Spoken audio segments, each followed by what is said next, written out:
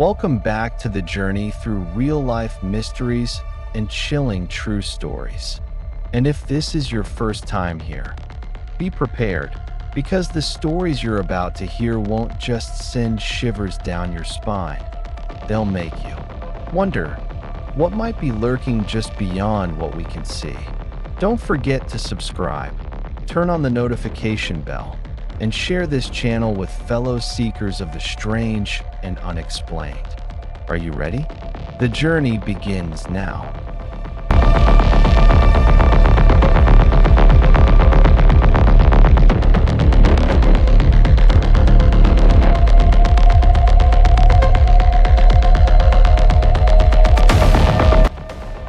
A remote forest, a suitcase left behind.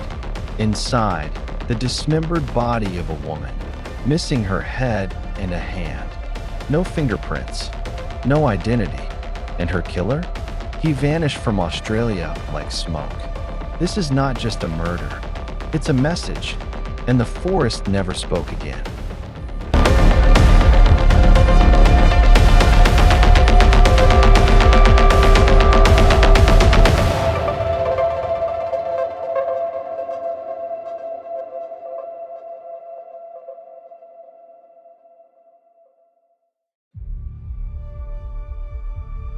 Real case file: the suitcase in the woods.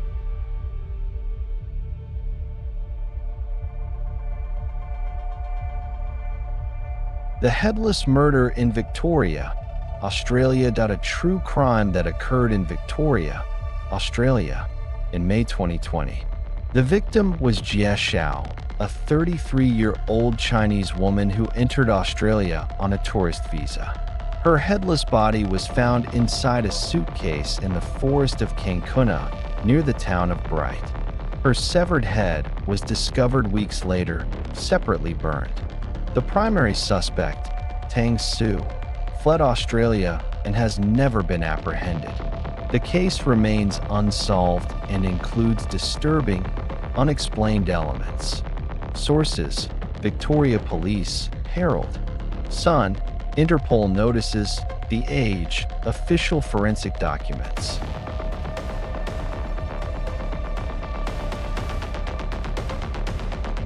May 1st, 2020. A dull, gray autumn morning in Victoria, Australia. In the misty forest of Kyoto, an isolated area in the Alpine region, over 10 kilometers from the town of Bright, two women were walking their dog when they came across something strange. There, partly hidden beneath a patch of brambles, lay a large, scratched, mud-stained suitcase. It looked heavy. As one woman approached and gently pulled the handle, she felt resistance. Something inside shifted slowly, heavily, and then came the stench. The unmistakable, nauseating odor of death. They fled, vomiting, and called the police.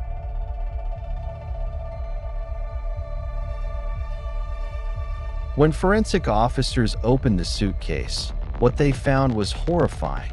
The torso of a woman, headless, missing her left arm, was crammed into the case, wrapped in black plastic and bubble wrap. She wore a torn short-sleeved top and a skirt. Her remaining arm had been zip-tied. One leg bore drag marks. Her skin was peeling in places. NOID.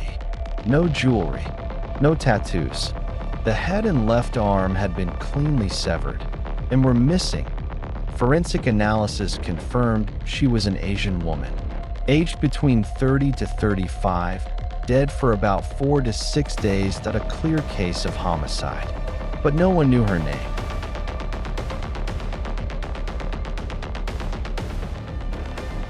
Using preserved fingerprints from her remaining hand and DNA extraction from bones and hair, authorities identified the victim, Jie Shao, a Chinese national, arrived in Melbourne on March 14, 2020.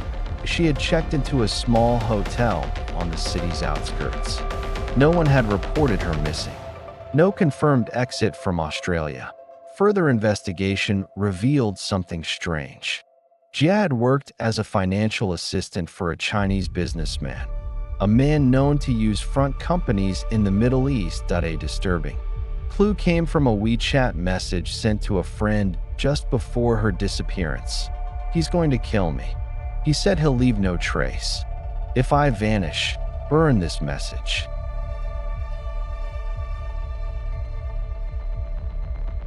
Police traced Jie's last known location, a hotel in Melbourne. CCTV showed her checking in with a tall man, masked and wearing a beanie, always walking behind her. She never left the building. The room was excessively clean, wiped down as if staged. But investigators still found traces of blood inside the bathroom drain, singed strands of hair, fingernail scratches on the glass window, melted plastic, likely from a heat tool used to destroy blood, evidence authorities concluded. Jie Shao had likely been murdered and dismembered in that room. Then her body was carefully transported hours away into the depths of the forest.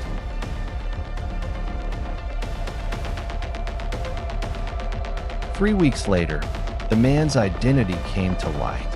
Tang Su, 37, Chinese national, with suspicious financial activity in Macau and Phnom Penh. Interpol had connected him to human trafficking and money laundering that he entered Australia through. Sydney checked into the hotel with Jie Shao and then fled the country 36 hours after her estimated time of death. His trail led to the UAE, then Cambodia. Then he vanished. Australia issued a red notice, but no country responded to extradition requests. He was untouchable.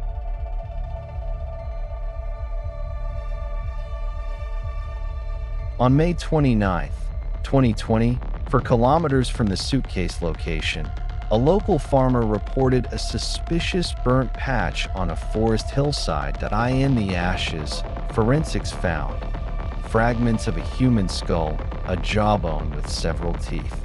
Charred fabric remnants. DNA confirmed it was Jie Shao's head. She had been decapitated and her head was burned separately. There were no signs of camping, no tire tracks, no fuel traces. Whoever did it knew the area and knew how to erase themselves.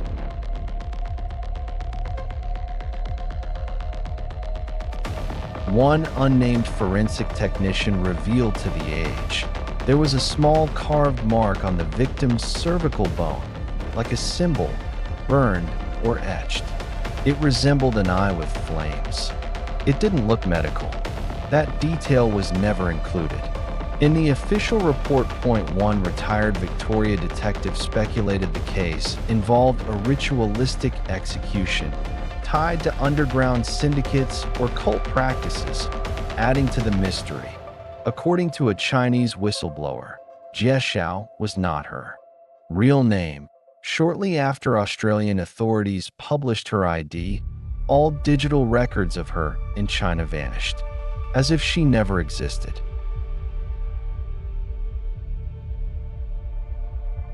The suitcase remains in evidence lockup, sealed in a triple-layered container. Its contents still reek of our OT'd NO family came to claim the body. No country requested repatriation. No one held a funeral. Tang Su disappeared. Jie Shao's real identity dissolved. All that remains, a suitcase of Forest E and a headless woman no one dares to remember.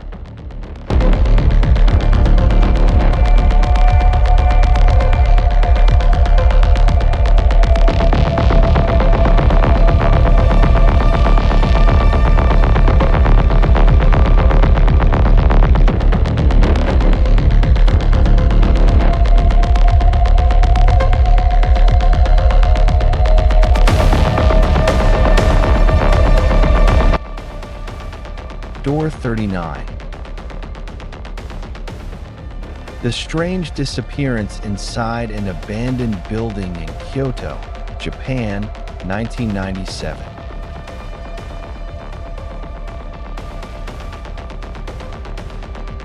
a missing student, a door that leads nowhere, and a building that doesn't exist on any map. This is the terrifying true case of Door 39 in Kyoto, a threshold that has erased 4 people from time, memory, and reality itself.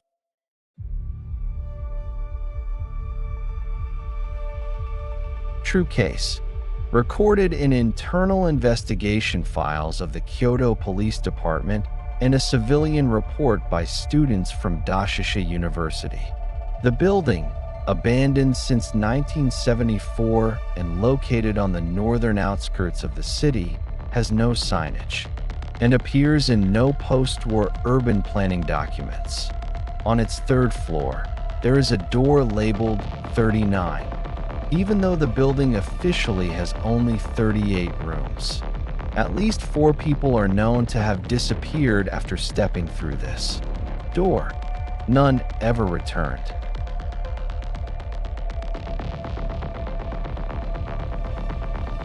In October 1997, a group of senior anthropology students from Dashusha University began a field project titled Forgotten Urban Structures in Modern Kyoto.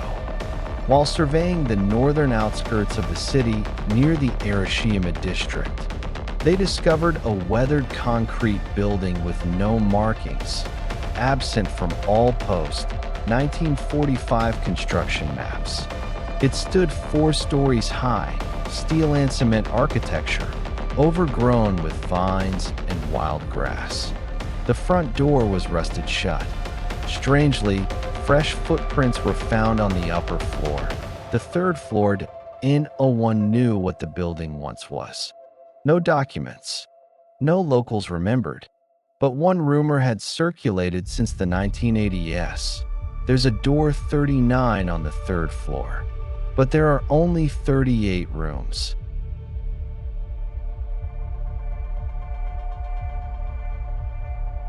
The team consisted of 6 students. One of them, Kenta Mizawa, a veteran in field surveys, was the first to find door 39.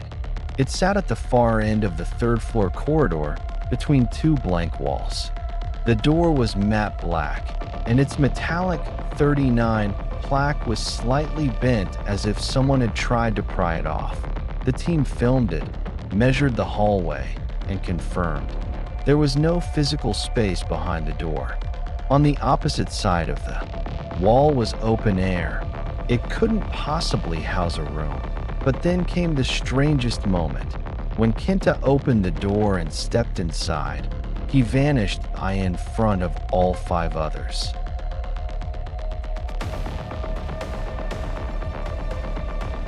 They called the Kyoto police immediately. An investigation lasted 3 weeks. The building was sealed off, and the scene was reconstructed. But no traces were found. No space behind door 39. Just a sealed wall. The footage was completely scrambled during the moment Kenta stepped in. Police reviewing his background found something disturbing. Kenta Mizawa was never enrolled at Dashusha University, no student ID, no registration, no official residence. But all 5 remaining students swore they had studied with Kenta for over 3 years. They had group photos, handwritten notes, co-graded papers. Yet every piece of physical evidence disappeared within 48 hours.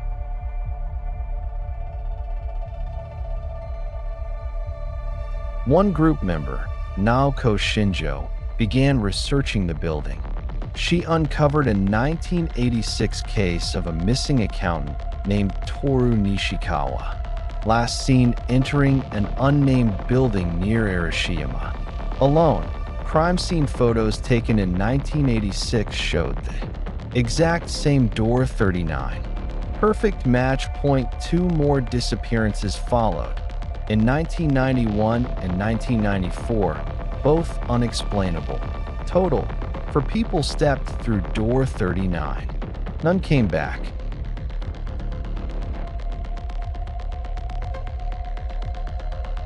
Naoko returned to the building with another student, Hiroki.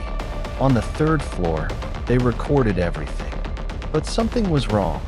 No matter how far they walked, they couldn't reach the door. Both swore they walked nearly 30 meters, double the corridor's length, but door 39 always remained just ahead. They placed the camera and ran back to the stairs. Reviewing the footage later, they saw door 39 had been directly behind them all along.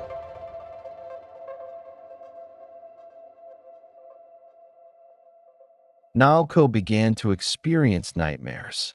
In them, she wandered through an endless hallway. White walls, yellow lights, footsteps echoing behind her, and a black painted door, numberless, always on the right. She told a psychology professor. He claimed dozens had reported similar dreams over 2 decades. All had one thing in common. They'd been near Hiroshima.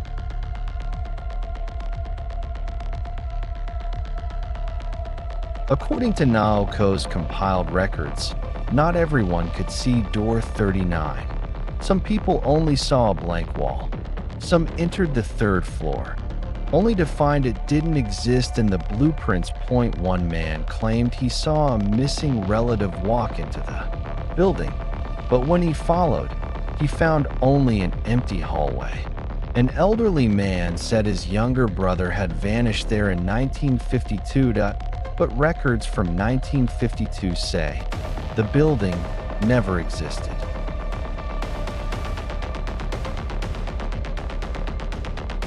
One group member, the last to leave Kyoto, decided to return to the building once more. That night, he stood before door 39. It didn't open, but from behind it came soft knocking. 3 times, then 4, then 3 again. He ran. The next morning, the building was sealed and demolished by city officials for safety concerns. No entry allowed. Yet since 1997, at least one person each year reports hearing knocks from the 3rd floor of where the building once stood.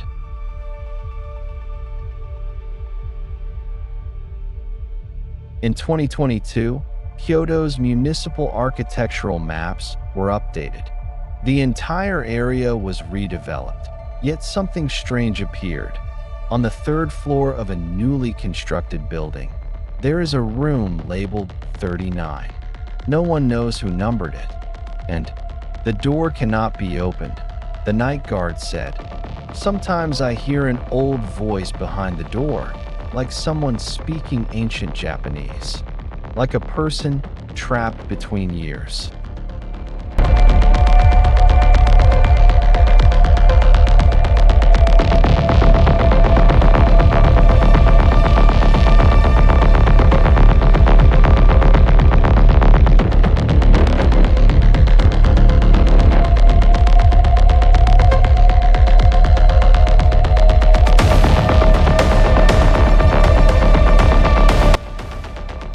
A house with no history of crime, a trapdoor no one remembers, and a steady knocking sound every night at exactly 1:12 a.m.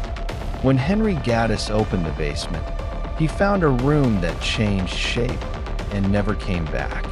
The final message on the wall: I'm learning how to come up.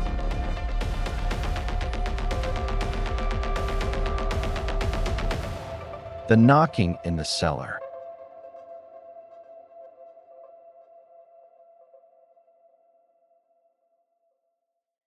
The mysterious disappearance at the Gaddis house, Indiana, USA, 1961. True case. Documented in internal records of the Vanderburgh County Sheriff's Department, Indiana, USA. Address: 421 Garland Street, Evansville. To this day, no official explanation exists. The house's basement was permanently sealed, but locals still say they hear knocking.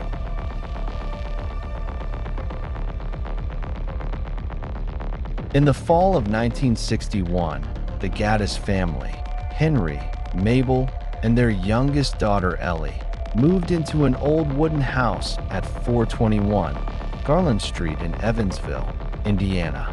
The house had been sold for an unusually low price, having gone through 3 different owners in just 8 years. No one had lived there for more than 2. No accidents, no murders, but neighbors whispered that every night, knocking could be heard beneath the floors. Henry was a math teacher. Mabel, a homemaker. They were not superstitious people. On the first day they moved in, 9-year-old Ellie pointed to the kitchen floor and asked, "Daddy, is someone down there?" Henry laughed, assuming it was a child's imagination. Until the third night at exactly 1:12 a.m., Mabel heard a steady knock, knock, knock from beneath the kitchen. She got up, but the sound stopped the moment she entered the room. The next night, Henry heard it. They removed the kitchen rug and discovered a small wooden trapdoor nailed shut. Did the house have a basement?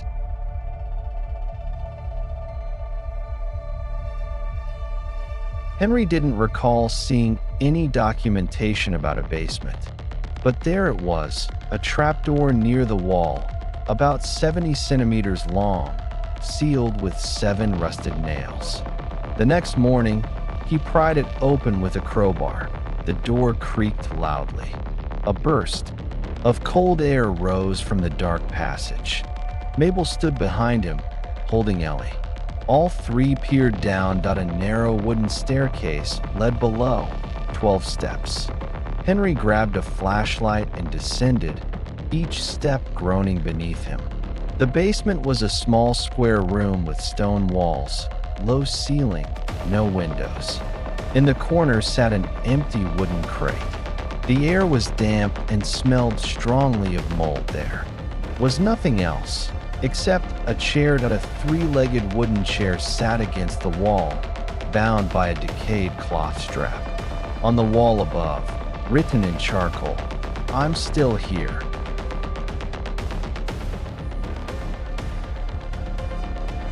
After discovering the basement, Henry began tracking the nightly knocking. It wasn't random. Every night at precisely 1:12 a.m., they heard 3 knocks, then 5, then 3 again. 3, 5, 3. He set up a microphone to record it, but the only sound it captured was a faint wheeze, like breathing in the wind. On the 10th night, Mabel suddenly said, "That's Morse code." Henry checked, and she was right. 3 to 5, 3 matched. SOS. Someone was asking for help.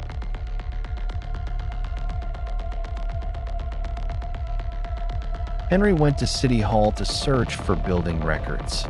The house dated back to 1892, originally owned by Samuel T. Gaddis, a barrel maker who lived alone. Samuel disappeared in 1901. Police at the time assumed he'd run off, but in 1925, the next homeowner filed a note with the city. They heard knocking from beneath the basement.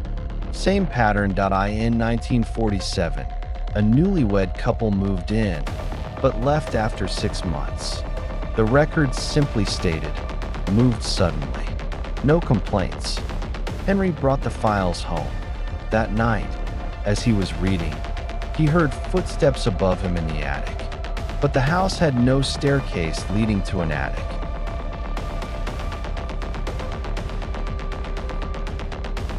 Ellie began talking to someone in her room. At first, whispers, then full sentences. When Mabel asked who she was speaking to, Ellie replied, "It's Mr. Samuel. He's been trapped under the house a long time." Mabel froze. She had never told Ellie that name. Ellie drew a picture. A thin man, eyes sunken, tied to a chair, surrounded by shadows. She placed the drawing beside her bed every night. Henry burned the picture, but the next morning, it reappeared on the kitchen table.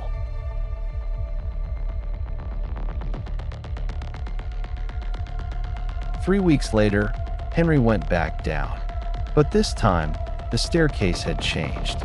It wasn't 12 steps anymore. It was 17. He counted twice. The basement room was larger now, and there was a wooden door on the right wall. It was locked, but the doorknob was freezing cold that a new phrase had been written on the wall. I never left. Henry returned upstairs and told Mabel. She didn't believe him until he brought her down. The stairs were back to 12. The extra room? Gone. The phrase? Vanished, he realized. The basement only showed its true form when he was alone.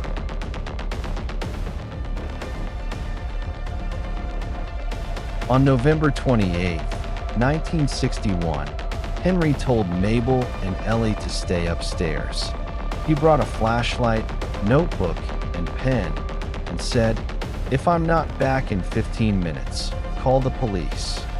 13 minutes passed. Silence. Mabel went to check and found the basement emptied and no Henry. No flashlight. Nothing. The trapdoor shut by itself. Ellie ran to it and screamed, "He told me to tell you, don't open the door again."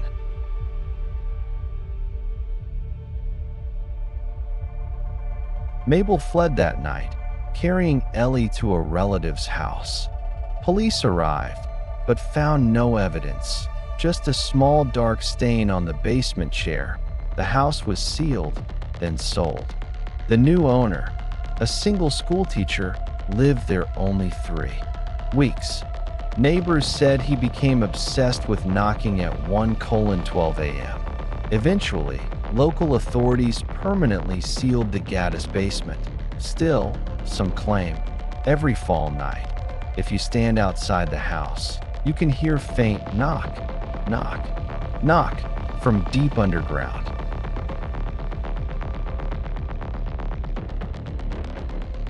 In 1992, a group of Evansville College students made a documentary about unsolved disappearances. They filmed outside the Gaddis house, abandoned for nearly 20 years. Their microphone picked up faint sounds, footsteps, creaking wood, and finally 3 knocks, 5, then 3 again, point 3, 5. 3. Police returned for a final inspection. When they opened the trapdoor, they found a staircase with 21 steps, an empty basement, no chair, no crate, but scratched into the stone. Wall with fingernails was a fresh message. I'm still here, and I'm learning how to come up.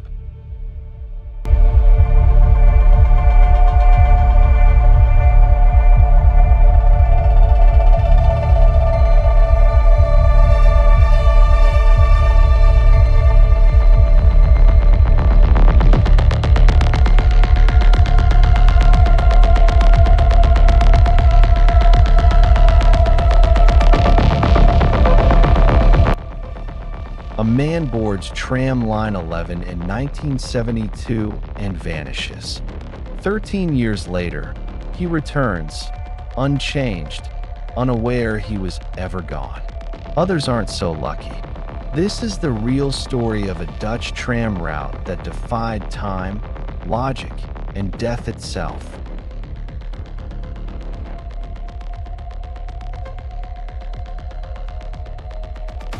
Line 11 that never ends.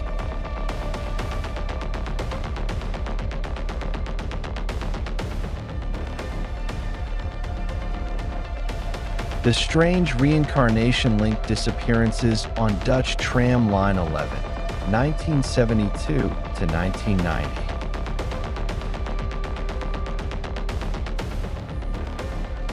True case. Compiled from public transit records in Amsterdam, Rotterdam, and The Hague.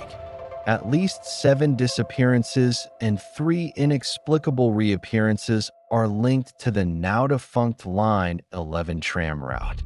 Stories surrounding this line continue to surface into the 21st century.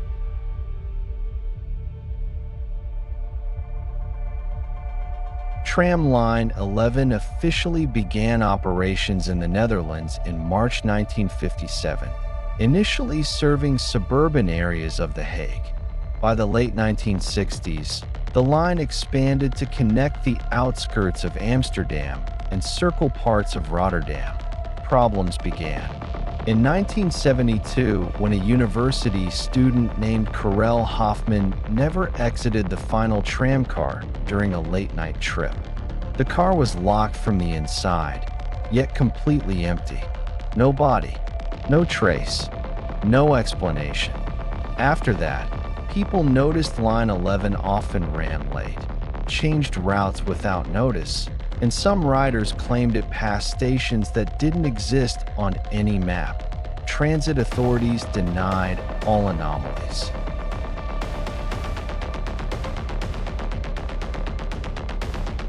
Between 1972 and 1977, 4 officially recorded disappearances occurred, all sharing key patterns. Vanished during late-night trips on Line 11, seated in the second-to-last or last car. No witnesses saw them leave. One of them, nurse Elise van Brandt, wrote a letter to her roommate a week before she disappeared. "I keep seeing these unfamiliar stations. There's a white station, no name. Every time we pass it, I hear someone call my name." The letter was delivered 2 weeks after Elise vanished.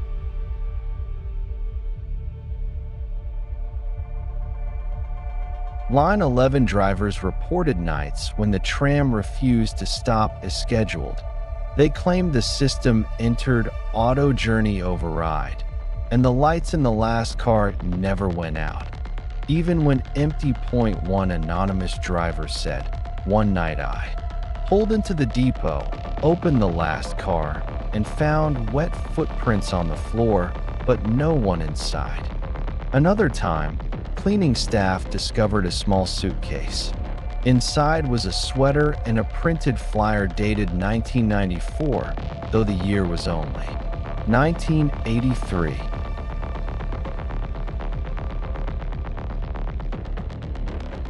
In August 1985, a man calling himself Arjen Ma showed up at the Hague police station, wearing a worn student uniform and carrying an ID card for the 1972 to 1973 academic year. He claimed to have just stepped off Line 11 near Spui Square. The problem: Arjen was Karel Hoffman, declared missing 13 years earlier. DNA matched, but when questioned, he seemed unaware of his disappearance. "I just fell asleep on the tram, and now I'm here." He hadn't aged a day since 1972.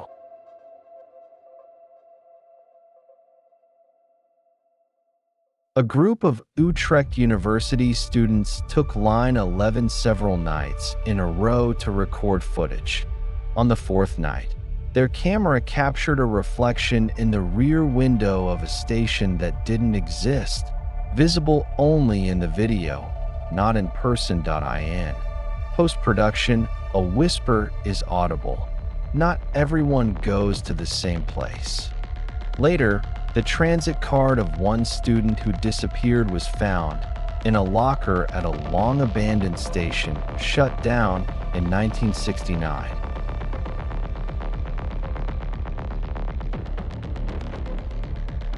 In 1990, Line 11 was officially decommissioned due to technical and budgetary reasons. All trams were moved to an outer storage facility. Yet guards reported a tram occasionally departed the depot at 1:11 a.m., even though power had been fully shut down. 1 December night, 2 workers followed the tram. It vanished from CCTV after turning at curve number 7, a spot where no connecting tracks existed.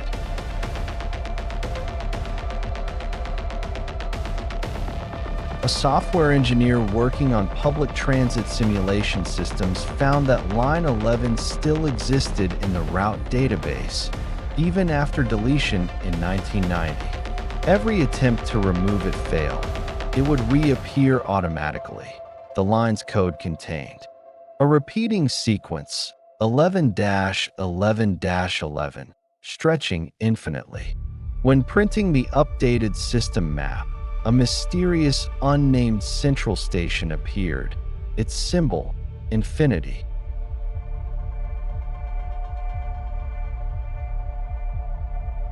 Three independent witnesses claimed they had accidentally exited at an unknown station during late-night rides.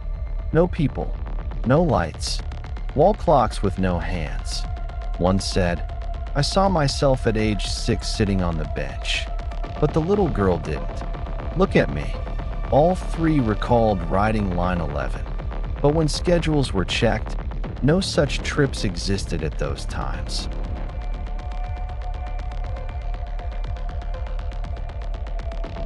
Although shut down for over 30 years, some still report sightings of Line 11 gliding through fog. No passengers, no sound. A cyclist near Rotterdam said, "I saw it cross the bridge, but I was standing where no tracks exist." Each time, traffic cameras recorded nothing, but the low sound of a tram horn echoing in the mist remains very real. They say some trains don't take you anywhere. They only take you away from where you ever were.